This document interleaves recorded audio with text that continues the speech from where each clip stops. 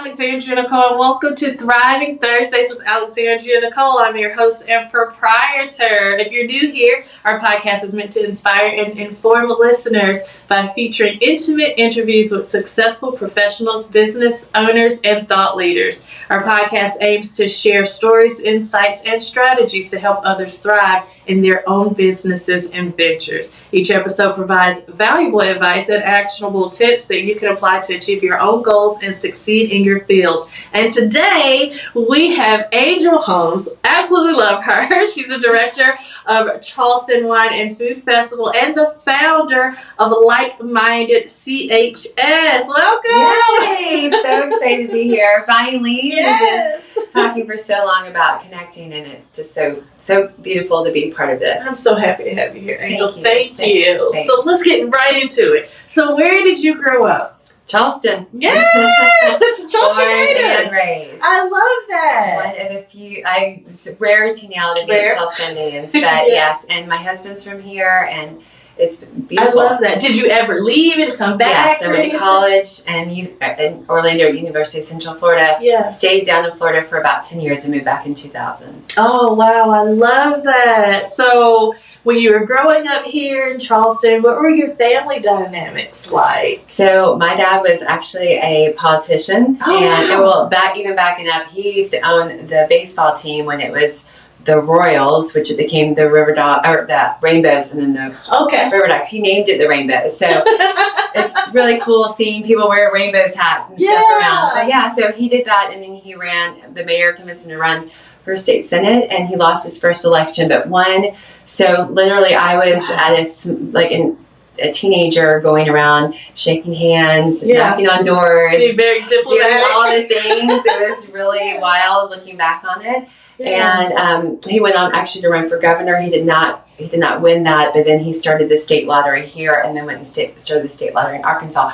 So I had a really crazy childhood. I would say so. A lot of events, which is why I think I do what I do. Is I really credit my dad. He really instilled so much in me. I was actually I grew up with him. My parents divorced at a young age, and he raised us. So you stayed with dad? Stayed with dad. Wow. I know. Is your mom still here too? She is. She's in Clemson in the upstate. So they were just so young, and she didn't feel like she could handle all the things. I think she was like 19, 20 years old. I can't imagine. They had 2 kids, and so it just worked out the way it did. But and I'm, God has a plan for everything, and I'm really glad that I was with my dad and got to experience all the things I got to experience. So do you have a brother or a sister? There are 7 of us. Oh my gosh. He's remarried a few times, but so there's 7 of us around, and lots of activity, lots of energy, and just. Would you say that you're tight knit, like the 7 of you guys? Or we have gone through ups and downs.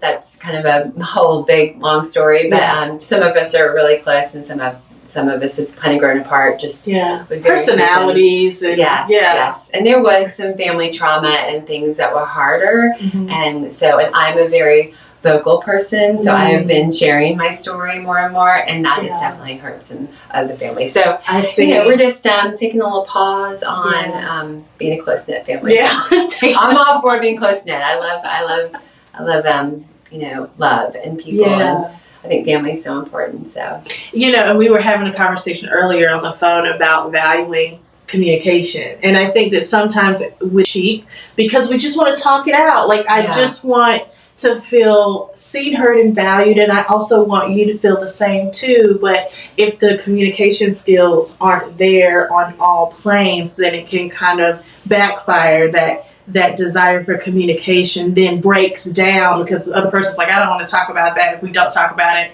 brush it under the rug, it never happened. Yes. And we're like, well, no, that's not reality. Let's talk about it so we can heal and be better. Yes, and our story, I've done a lot of healing, but I think our story is so powerful, and I do feel like God wants us to share that if it can help other people. Absolutely. And my story is all about forgiveness and moving past all of the things I did encounter. Yeah. And so that's all I'm trying to do. Everything's with a good intention. And yes. So, but I understand. I mean, I can see both sides of all. I try to understand the other side of anybody's opinions or, their point of views and appreciate that. But it's just not something I don't want to hold my story back if I can help so many others. Right. Because at the end of the day, it is your story. It's your experience. And I share that perspective where our testimony can empower someone else, and that's not the intention to hurt someone else because there might have been some wrongdoing on someone else. It's about me and showing my overcoming and sharing my experiences and hoping to empower somebody that these things are possible, that you can experience bad times in life and overcome it. You know what I mean? Yes. Yeah. Oh my goodness. Yeah. So tell me, so you're born and raised in Charleston. What did your career path before you became the director and started Like Minded? What were you doing prior to that? Yeah, so after I moved to go to school, I was in Orlando, which is the hub of all things, travel and tourism. I got an internship. Actually, World Cup soccer was in the Orlando area when I was in school, and got one of the only 2 internships that we played all the events around World Cup soccer. So we did everything from speaking engagements to parties to events to mascot appearances.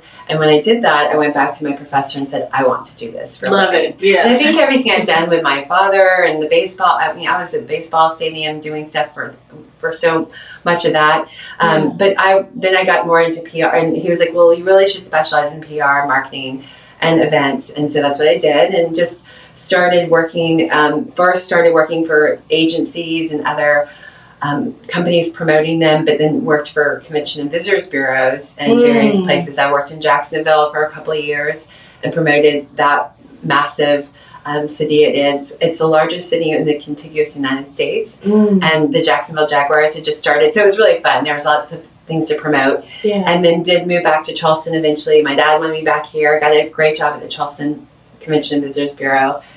Was there for a little while, and then went to the aquarium. I was only like 6 months old and started working there and worked there for a few years before I was like, I'm going to go and start my own company and start helping people. So I was approached by some chefs to help them do their PR and marketing and events, and did that. And then that eventually morphed in Charleston Wine and Food Festival. Yeah. So it all kind of came together. So cool. So what's your favorite aspect about marketing and PR and events? What's your favorite takeaway from planning this favorite? Well, it's a lot of fun, I will say, but the people. It's all about, connecting. And I'm a born connector. I love introducing people, connecting people, sharing stories. There's so many incredible stories. So finding those stories, sharing them, letting people know, especially the media with PR, always having just so much good information to share for them with people I work with and even people I don't work with. I'm not about, you have to pay me for me to promote no you. Gate hook. No. So I'm just a big proponent of just letting people know about all the amazing things about the place you're at or what you're a part of. I would say I think the people and the connections. Yeah, that's my favorite part too about marketing. It's the storytelling and helping people convey how it is that they serve through beauty of visuals. I love that creative aspect of it too. But I loved when, that storytelling bridges the gap and creates the connection between just individuals that were looking for each other or looking to partner. Just that dance, that language. Isn't it magical? It is. It is a dance. See people enjoying food or see people hugging and dancing, enjoying music. Just the experiences that we becoming a part of the tapestry of their lives. Oh my God. That's my favorite. It was great. And honestly, when I got into Charleston Wine and Food Festival, it was a lot of the behind the scenes activity that was happening that was the most special thing about it. Just all the hard work and the businesses that come together and everybody donating their time and the volunteers and just the city we built, for several days was so exciting. So I just think that just that place that you create just to bring people together. And to sit back and watch it all unfold too, after all the planning and all of the things that happen, the fall throughs and the ups and downs and all the behind the scenes stuff you were mentioning. Yes. But then you have that temporary moment of like it being stressful or feeling a little bit overwhelming at times, but then stepping back and seeing the magic that it actually becomes, because everything that's supposed to be involved and there and present in that moment is. Yes. And it's really just like this culmination to this magical moment, isn't it? Absolutely. Oh my goodness.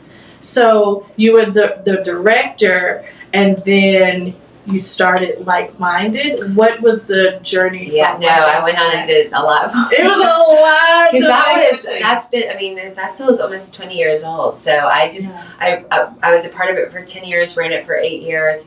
When I left, I was just ready. I never intended to actually be the director. I was the starting planning person to put it all together from my house. Got the committee together, and then I was hired on. Long story about that. But I left and reopened my business, but Passailaigue was my specialty all along. And I did that, but I got to work with some amazing people and help them open their businesses.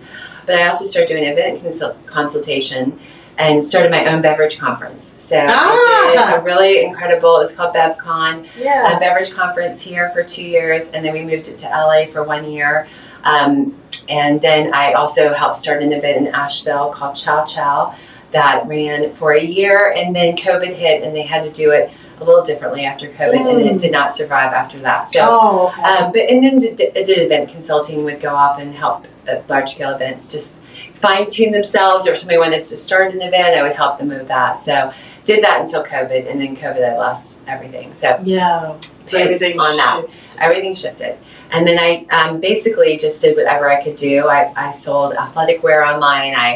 I mean, you name it, I did it during those years of the shutdown because I didn't have any other option. Right. But then about a year ago, I started getting calls and people on me helping them more with their social media. And I've been on social media back when the MySpace days. Facebook just came out, and Twitter, and so I just always was in it and loved it, and it was just an extension of PR anyway. Right. And did that, but I was like, I don't want to be an agency again. I don't want to take on clients, but I want to help a lot of people. And my heart was really going towards female entrepreneurs.